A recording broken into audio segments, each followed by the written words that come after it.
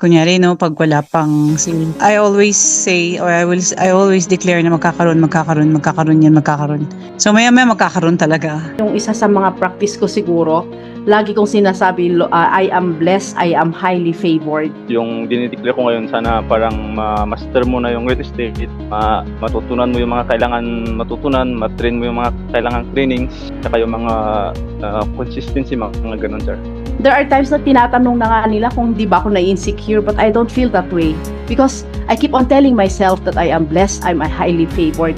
So those are some of the ways that you would be able to motivate yourself, especially in this very challenging situation sa atin. Parang kahit yung wala pa, I see other things na blessing sa akin. Yung dinideclare mo na, ay, kasi wala akong seal ngayon. So, pero pag sinasabi mo laging may seal,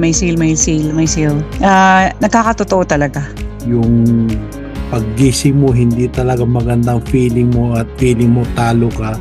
It's just a way that you would be able to say, look at the mirror and say that, I am a successful real estate agent. I am a confident agent and I'm confident in front of clients. Yung mga declaration lang naman na ganun. Or client trust me, mga ganyan. Kung ano yung sitwasyon mo ngayon, keep on declaring God's promises. Kung ano yung sitwasyon natin ngayon na hindi maganda, huwag tayong tumigil doon, kundi tignan natin kung ano yung magandang plano ni Lord sa atin, kasi may maganda siyang future para sa atin.